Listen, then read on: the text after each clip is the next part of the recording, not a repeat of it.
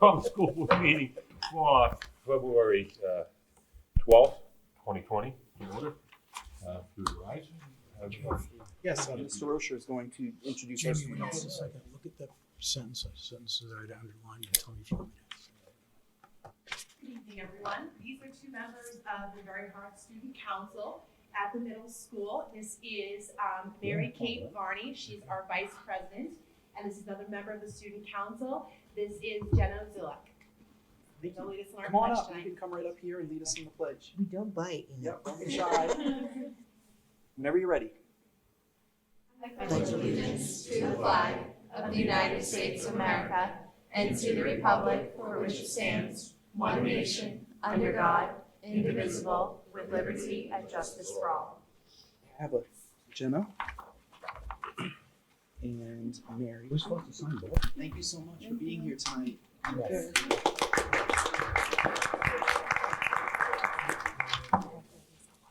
Phyllis Larry Heath will not be here tonight. Okay, minutes. Move to approve. Second. Any discussion?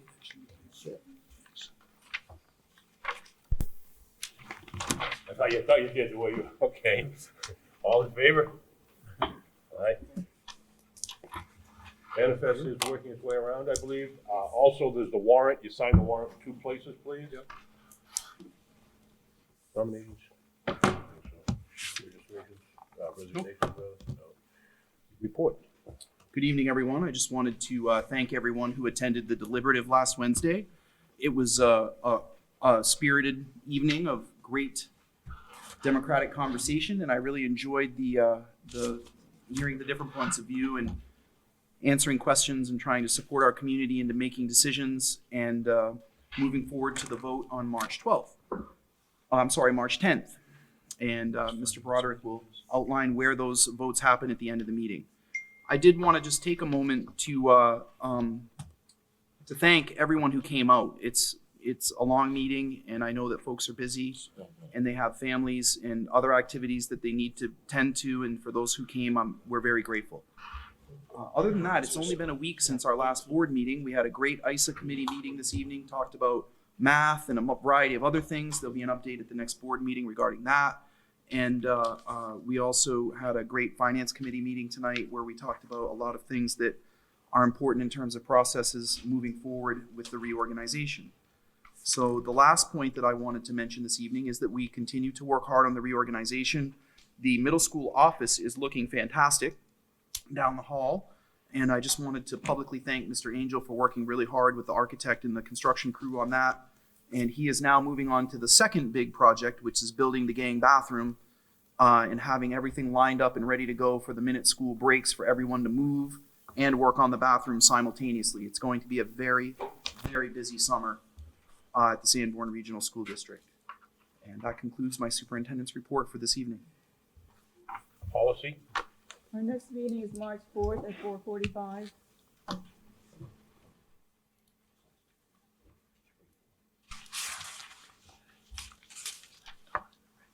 Facilities. Facilities Committee met on February 5th at 3:45 p.m. The attendees were Jim Baker, Jamie Fitzpatrick, who was away on business but attended by phone, and Larry Heath and Business Administrator Matt Angel. Meeting began at 3:49 p.m. The committee reviewed and approved the minutes of the January 8th meeting. Jim Baker asked about the cost estimate letter for middle school plans requested of the architect. Matt Angel updated that it is in process. The committee reviewed the trust and revolving fund balances as of December 31st, 2019. The special ed fund balance was $239,666.67. The capital reserve fund balance was $147,039.18, and the facilities use revolving fund balance was $191,769.71. Matt Angel updated the committee that he found a more cost-effective location for the washer and dryer proposed for the Memorial School. By using a condensing dryer, no exterior vent is needed. There is adequate electrical in the new location. Plumbing will still be required, but for a short distance. The current price for plumbing is approximately $1,300. Matt feels that the $1,300 is too expensive. Matt explained that the price of the washer dryer unit is $200 to $300 more, but the PTO has agreed to absorb that cost. And the only cost of the district will be the plumbing. The committee agreed that the plumbing cost is high. Jamie Fitzpatrick does not think that having a washer and dryer at the Memorial School is necessary, since Memorial School will have the older elementary students going forward. But Matt let the committee know that going forward, Tom Ambrose would like to have a washer dryer unit installed at Bakey School as well. Matt Angel updated the committee on the cost of the swipe key access for the high school elevator. Otis Elevator quoted an install cost of $345 an hour, not to exceed up to 4 hours. That's in addition to the cost of the swipe card equipment. Larry Heath asks what work this quote actually covers. Matt explained that the cost is for the elevator company to run the wires from the cab of the elevator to the elevator ceiling and back down. The committee questioned whether or not we are required to use Otis Elevator. Matt said that another vendor can be used, but it would need to be an elevator company and cannot be a general electrician. Jim Baker felt that a wireless camera could be considered as an option. Matt explained that the camera will require additional monitoring, but confirmed it would not require any more monitoring than existing cameras or cameras being considered for other areas. Matt will research a camera option to bring back to the committee. Larry Heath asked that Matt look into estimates for other elevator companies. Matt has found in his experience that it makes more sense to go with the well-known branded elevator company rather than smaller elevator companies due to safety issues. The committee discussed converting room 126 at the high school to a conference and classroom. Jamie Fitzpatrick thinks the school has sufficient classrooms and conference rooms, and so looking into screen partitions would make more sense to convert this into more usable space, rather than spending $30,000 to fully convert. Matt agreed with Jamie's points, but explained that the room is too big and will not meet fire codes. Matt's going to pull together all the code information for the committee to review at a future meeting. The committee discussed the need for parking changes at the high school to accommodate traffic flow resulting from the high school. Matt reviewed a plan he's developing to make the middle school parent pickup drop-off line queue up in the parking lot located by the middle school entrance, then exit out the main entrance. Matt Angel updated the committee regarding 9 tears that were recently found on the Memorial School roof. The tears have been patched. The roof is a PVC membrane, and over time, areas become brittle and can shatter. It has been recommended that approximately 11,000 square feet of roof be replaced. Matt's trying to get quotes for the work to be performed, 3 quotes for the work to be performed during the next 4 to 5 months. Larry Heath and Jamie Fitzpatrick discussed their experience with PVC roofs, confirming that patching doesn't last very well. Matt would like to get all roofs into the CIP plan so that in future these are not surprises. There was no public comment, and the meeting adjourned at 4:12 p.m.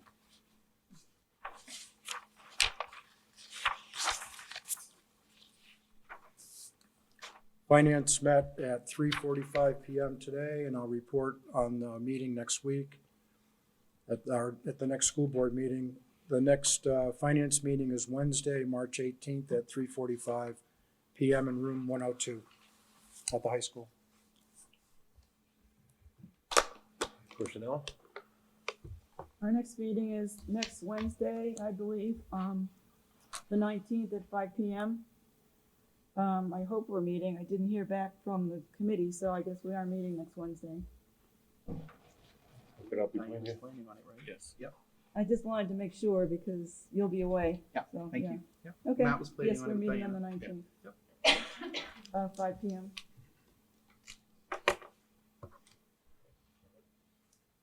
Erin, how you doing? I'm good. How are you? I'm upright. What more can I ask for at my age, right? Yeah. Okay, what you got? So not a ton has happened in the past week. Most classes are still just like going for Winter Carnival and preparing for that, which starts next week. The only thing that's really happened is today we started, I don't know if you noticed on the way in, there's like 4 water jugs on the library counter. That's for Penny Wars, which counts towards points in Winter Carnival. And all of the profits for that are going towards the Red Cross fire relief. So yeah. I've got a question. You don't have to answer those questions. No. Yeah. Can you define or describe penny wars? So there's 4 jugs over there, and they each have like freshman, sophomore, junior, senior classes on them. And all pennies, so like students bring in coins and bills and whatever. And pennies are positive points, and then any other coin or dollar bill or paper bills are negative points. So this morning I brought in a ton of pennies and put them in the senior jar, but I also brought in all my quarters and put them in the junior, sophomores, and freshman jars. Ah, Yeah, That's why it's a war. I'm liking this. Pretty fun. yeah. And it raises a good amount of money too. We did it 2 years ago. Be cool.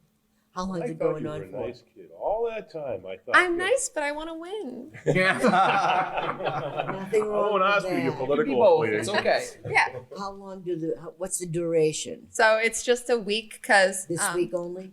it's from today to next Wednesday, because we announced the winner on Friday during the pep rally, and the winner's class president gets to pie our advisor in the face. It gets better, doesn't Yeah. it? Cool. I think that's the best student council report we've had. That's just because Jamie asked a question.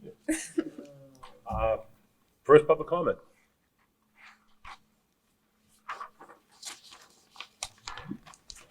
Okay. Yes. Sorry, too late, Don. You had your chance. Dawn Dutton, Kingston. I heard you guys talking about parking when the middle school comes up here.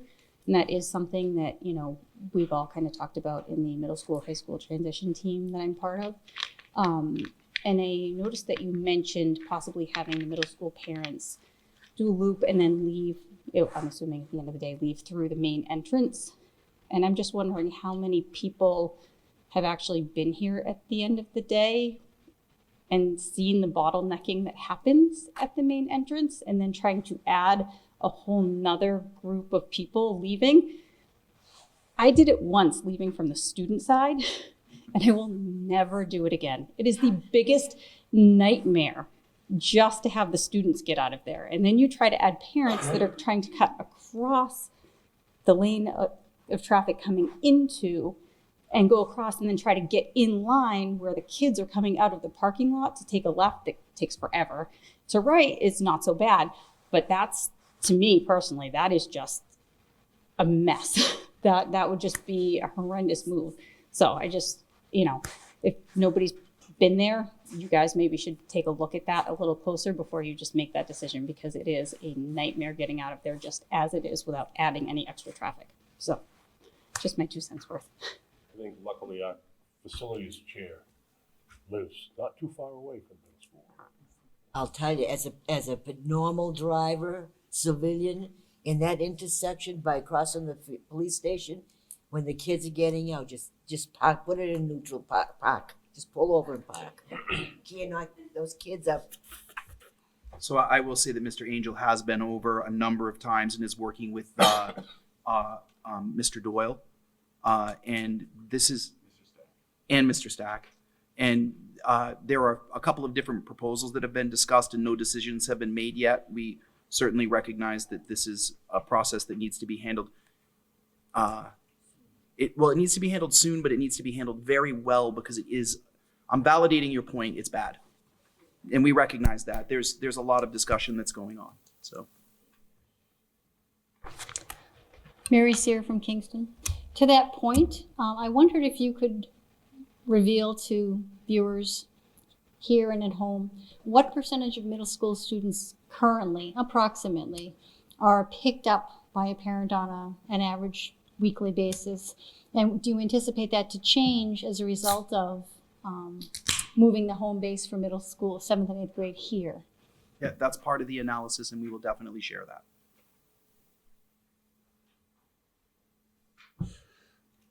Memorandum of Understanding. Dr. Patty Hayes.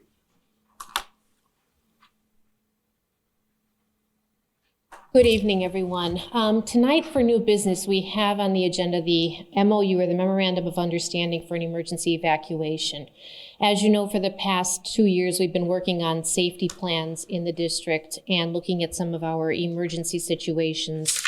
And in part of that planning, what we came to realize is in the event of a situation in the district that would require us to evacuate one of our campuses because of a serious threat, and this would be something akin to an active shooter, something that we hope would never, ever have to happen.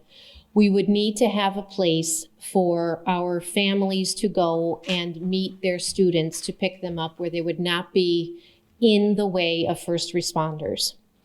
So what we have done is we have talked to and drawn up a memorandum of understanding with Grace Ministries International, also known as the Austin 17 House campus, for them to, in the event of a serious situation that we would have to remove people from the campus, they could have a reunification point at their facility where parents or family members could go and pick up students.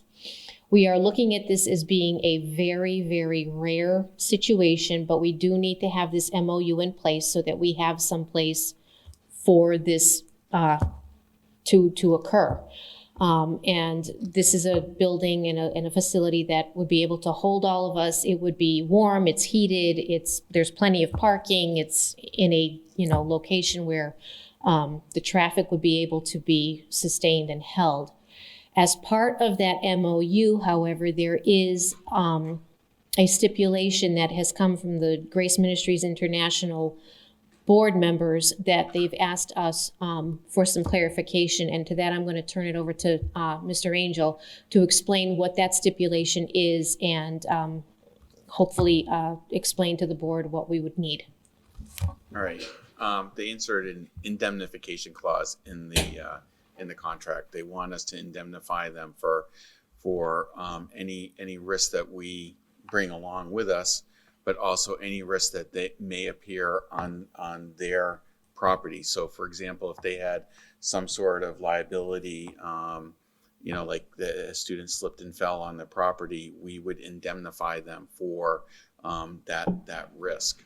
The problem with that indemnification clause is our insurance company will not insure us for insure us for their liability. Okay. Unfortunately, we would have to assume the risk of any liability that they may have on their property. I think it's a low risk where they have the general public coming and going through that property, and then also we could go over there and monitor it to make sure that it's reasonably safe for our purposes. Okay, but the point is the risk is the indemnification clause, and we would self-fund or self-insure that portion. What building is this? It's the Grace Ministries International building down in Brentwood up on 125. It's across the street from, there's like a little yellow, looked like it was a restaurant. Yeah, Bessie's, so. Oh, I know where. I Is think the it's YMCA an option?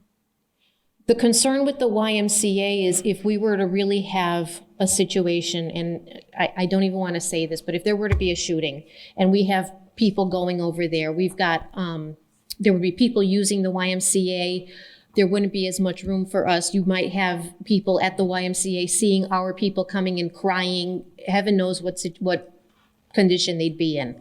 So thinking about that facility, because it would be Monday through Friday, there's not going to be children there who might see this happening, really thinking about some of those effects that might happen if there was a problem. If I can, I'm a bit confused, to tell you the truth. For a long time, I was on the emergency management team here in town, and that was in case there was like a nuclear meltdown. Is that what you're talking about? No, we're talking, this is related Emergency to, management system, we're going to Manchester. right, no, this would be related to, this is related to our ALICE training and our school safety training if there were to be, for instance, an active shooter situation in one of our buildings. Okay. And, Question, and that's fine. You answered Yep. the question. Periodically, we've had to evacuate this building while I was teaching here, and we Yep. also went down to the gym. yep, Okay, is that still an option, or is that option now off the table? You would go to Brentwood?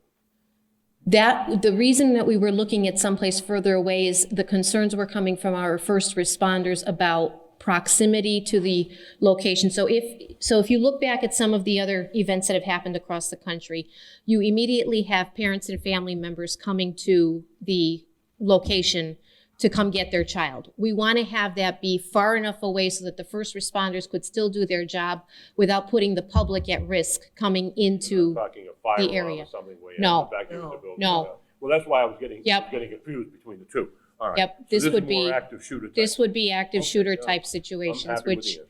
Thank you. yeah, Can I just say that it is really important to recognize that we may never, ever use this. Hopefully, we never will. Exactly. right.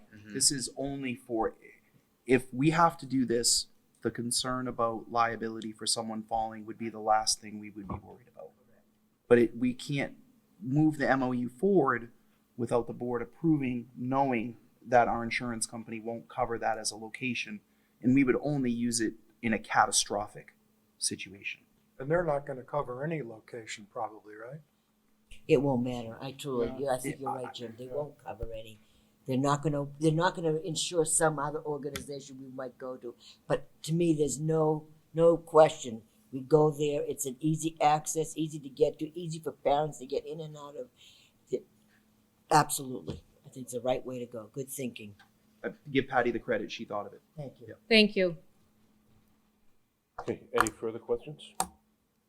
I'm with Tom. God forbid something like that happen, whether or not somebody trips and falls and breaks a leg and we're liable for it is irrelevant. It just doesn't matter. Can I just one clarification?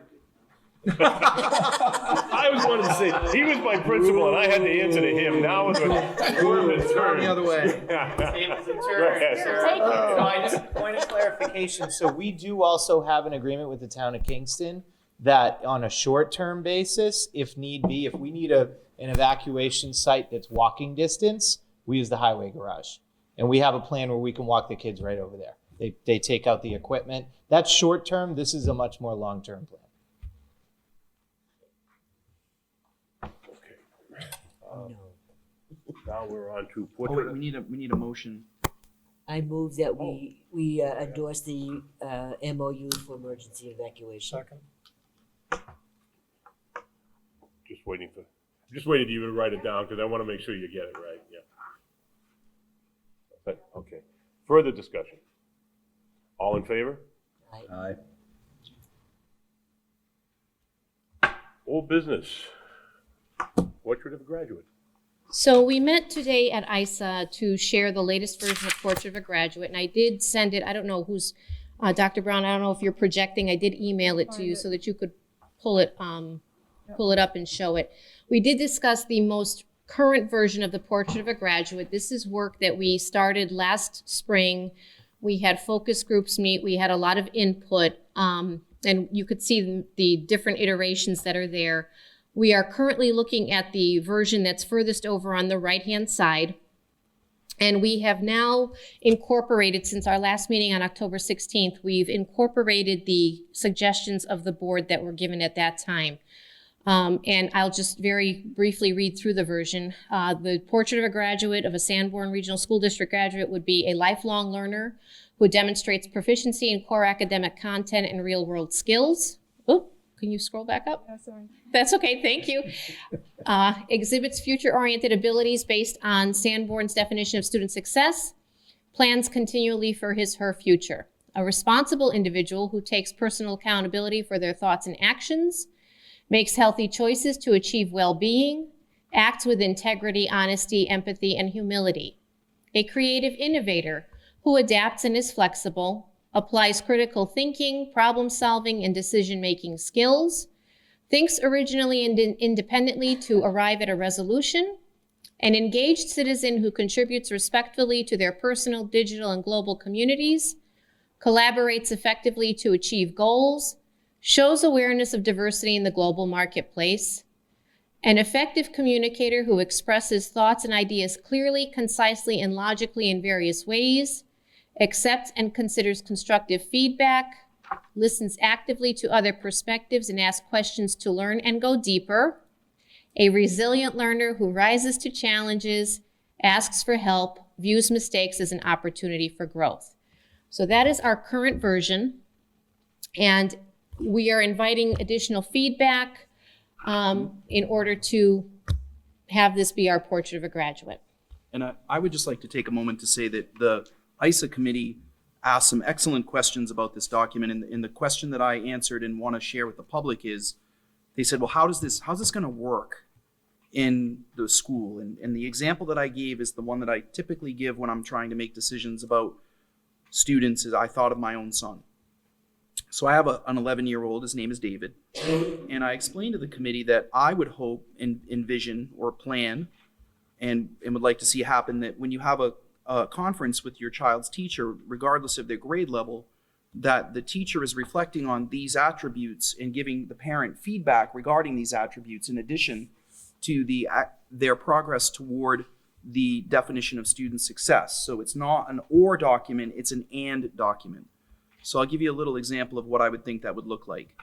I would expect the teacher to say to me, Mr. Ambrose, your son David is doing really well in math. He's progressing toward his goals and following the curriculum to ensure that he'll be successful as a high school student. But right now in 6th grade, he's on target. In math, he's probably at about average compared to his peers. In reading, he's far above average. He loves to read, and frankly, he has his reading book out during math a lot. And then with writing, he really doesn't seem to be as interested in writing, and so therefore he's not progressing at the same rate as he is in the other two areas. But it's important to recognize that these, in terms of the attributes that we're looking for a child to exhibit when they get older, in math, he's definitely showing that he's proficient in the core academic content. He's exhibiting that he's working on the correct or grade level expectations. He's not quite exhibiting that he's planning continually for his future, but he's in 6th grade, so it's something to think about. With regard to being responsible, sometimes he takes accountability for his work, and sometimes he says that he doesn't like the work and just didn't want to do it, and that's something that we're working on together. He certainly engages in all the different areas of the school and with regard to making healthy choices, and he is very honest and empathic. So, I think it's important for everyone to understand that each area in this portrait of a graduate can be exhibited in my son's work through the way he interacts with others at any grade level and needs to be reflected on in the conferences as such. So I want everyone to understand that this isn't just something to do and put away. This is something to create, accept, adopt, and use to guide our children toward their future. I mean, I was reading this and I'm thinking, yep, I think David would do okay in these 3 and probably not in those 4. And I'm using a much more concise version of what I shared in the ISA committee, but I want you to understand that this needs to be an active living document that is engaged in communication with parents throughout the child's K-12 experience. And it's really important to recognize that the children eventually should be sharing their progress and experiences in these areas in their student-led conferences and high school level exhibitions of student learning. It should not be that the teacher's the only one talking about it. We hope that we teach them to talk about it and reflect on it themselves. If I left anything out, it was a little more eloquent at ISA, but I went a lot longer too, so I don't want to belabor the point.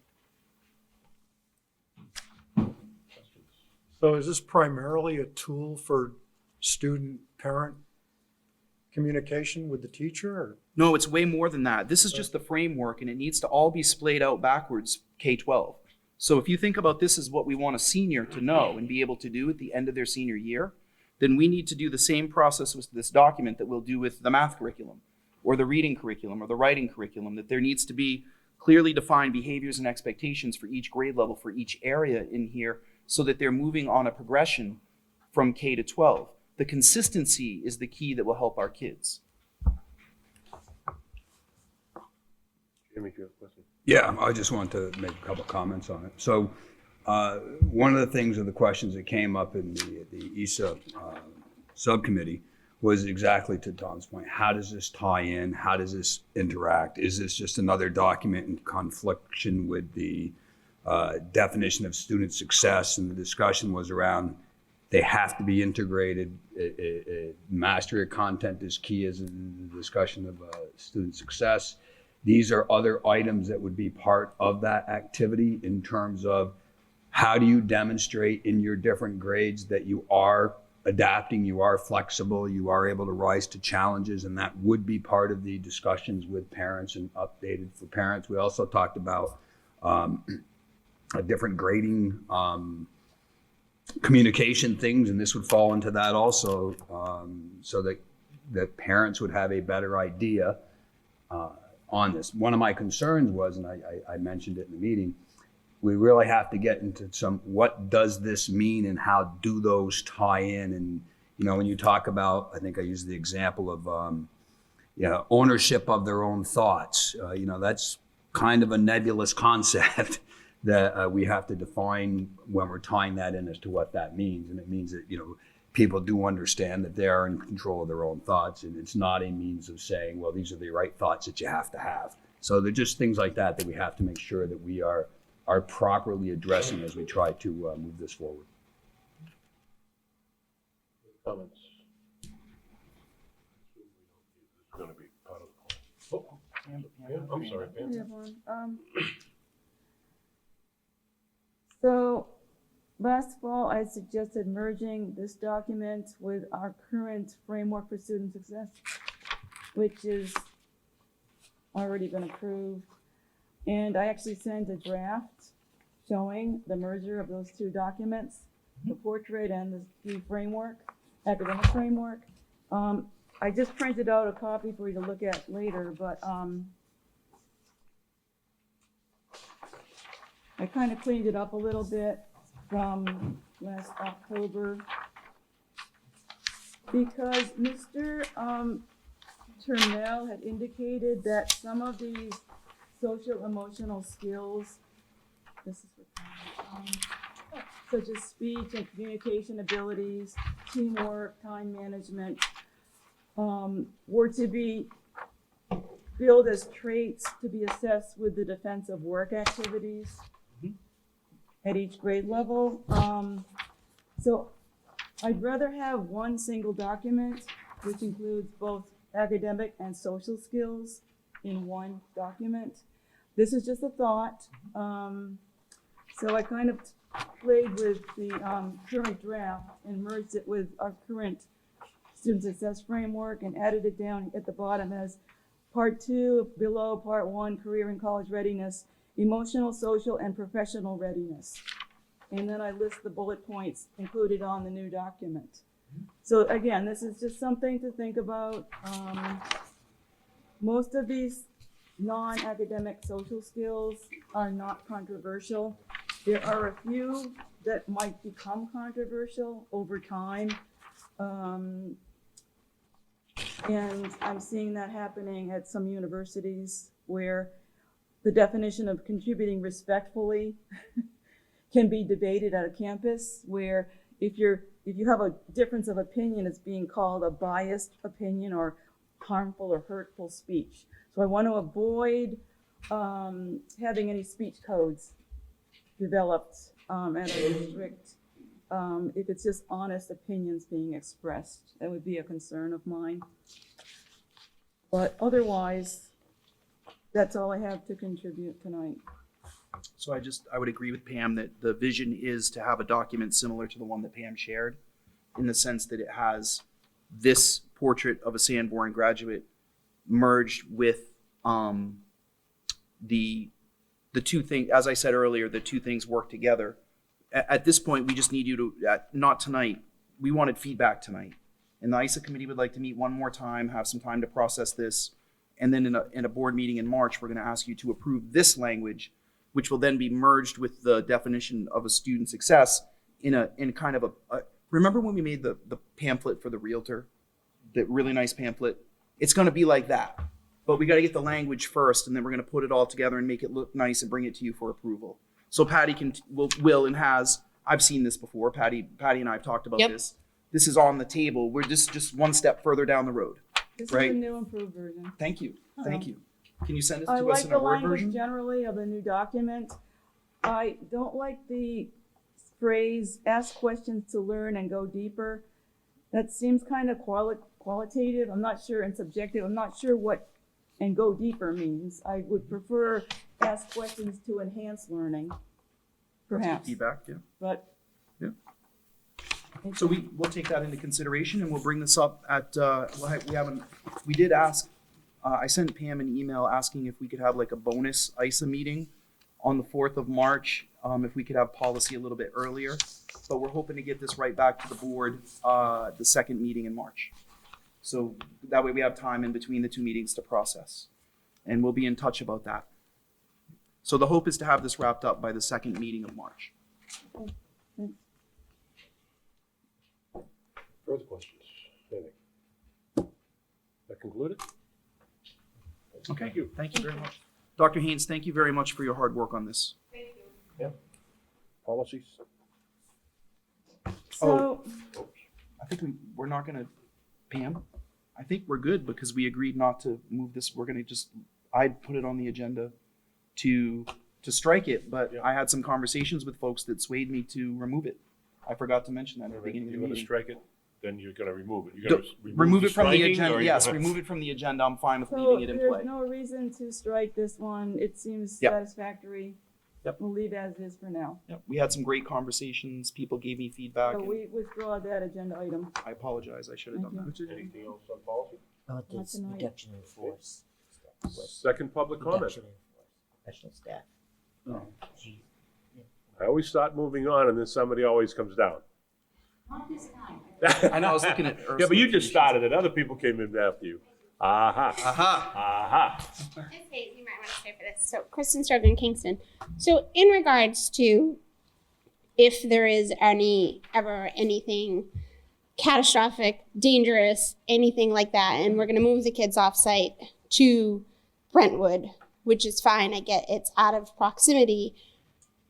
How long does it take to mobilize the buses for that, to get the kids from here to there, especially if you've got God knows what going on around and outside? Is that something that will eventually be practiced so the kids know how and what's going, or are we just going to say, okay, ring a bell and emergency things are going off and the kids have just got to go? That kind of like, I guess Yeah. the work, you can do it all out on paper, but in all actuality, how long is that going to take, and at what point do notifications go out to parents and things like that, so that you don't have 150 parents coming here because they don't know what's going on, but then the parents that have heard about it, read an email, saw it somewhere, go there, and now they're waiting for a couple hours, waiting for their children, wondering, are they okay, is everything going? I mean, I may be looking too far in the future, but Oh, it's wonderful. Thank you for I think asking. it is something that we practice fire drills, and we had the Alice training a couple months ago. I feel like that should, be something that is eventually planned and It is and it looked. will, and you're right on target that it's the next step. First, we had to have the MOU, and then we can plan a drill to do that. And the answer is that we will practice it, and we will have a plan for that. But I think it's always important to recognize that, we want to build habits so that if we have a crisis, we have a framework to rely on. But we all recognize that if something, God forbid, that should ever happen, that it will become chaotic. And so I would say, to be fair, there will be quite a while before students got from this school to a pickup zone, just because of the logistics of the police and all the first responders being here. So the safety committee will now begin planning that part. We needed the MOU as the first step, and then we begin planning that. But you're right on. Everything you said is absolutely true, and that's the next step of the planning. So parents will know. The other thing is, we did purchase the Alertus system for the high school and the Bakey school, and the Alertus system will allow us to send text messages to mobile devices letting them know what to do. Yeah, That I will be heard- instantaneous, but we're working on the protocol for how fast, when, and who will do that. Right. And it's complicated because you have to have different backup people to do it if someone's not able to do it. And is this something that will also be implemented at Bakey and at Memorial? Is there somewhere closer for Memorial students to go, or are we still gonna Yes, the go MOU to is one. Brentwood? Yeah, the MOU is for, I believe, one location. Is Patty still here? Yes, it is. Just- It's for the whole district. It's for the whole Okay. district, okay. Okay. So certainly, for Memorial to evacuate all the way up there, it would be a significant event. So for any of these events, it would be significant, but I think it's important to recognize that we'll have a framework, and then we have to use the framework as a guide and make decisions in real time. So it's never going to be black and white, but we will certainly train parents on what to expect. So there are some very easy things to predict. You'll get an alertus text. It will tell you what to do. It's not going to be gray, right? And we're just working out the details and the procedures around that, because what we don't want to do is send out an alertus text telling everyone that they're going to pick up their kids at Brentwood and have them all show up at the high school in a panic anyway. So the timing of all of it is the next step. But those are excellent questions, and if you have ideas or questions, please email them to me, because we're looking at it all the time. Every 2 months we meet for an hour and a half, but we're working on it regularly in the office to prepare for these things. Those trainings take hours to prepare. And this next one is a tabletop exercise. So we're doing a tabletop exercise to cover some of the things that you just talked about, to kind of get our brains wrapped around the way the plan will go. And then we always work on it in a virtual reality before we have students involved. So I mean, I know, like I have 4 kids at home, and I know, whenever we have to get somewhere, and just trying to get all 4 of them out the door at once is like chasing marbles downhill. Yeah. So I can only imagine when you've got hundreds of kids, and the high school kids will probably understand the urgency, and they know they have to move and they've got to get out. But the little kids, I'm thinking my kindergartner, my 9-year-old will be like, whoa!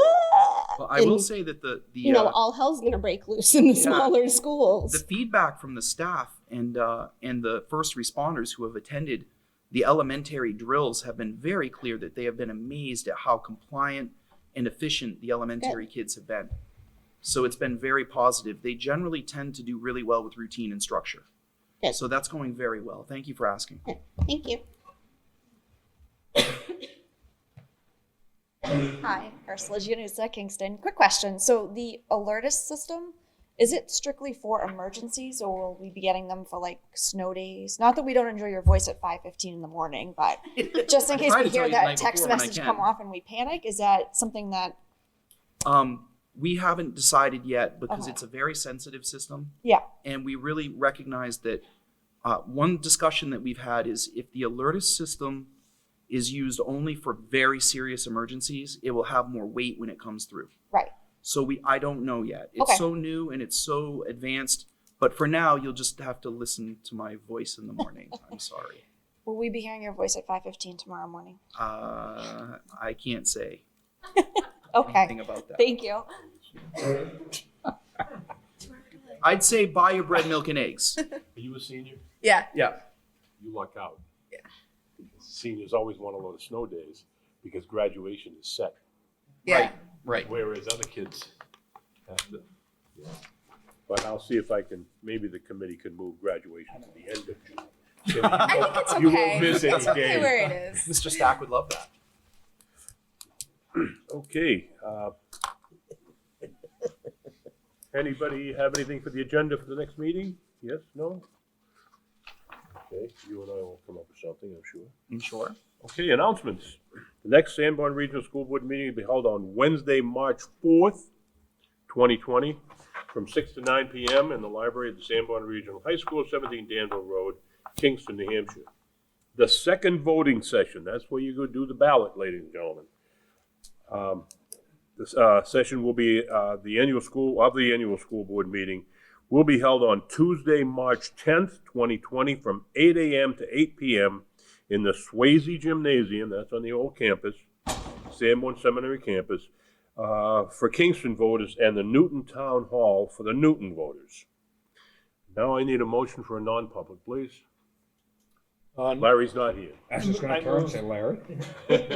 I move we go into a non-public session per RSA 91-A:3, Roman numeral 2. Second. Jamie? Aye. Yes. Aye. Okay, we'll take a couple of minutes. Thank you, ladies and gentlemen.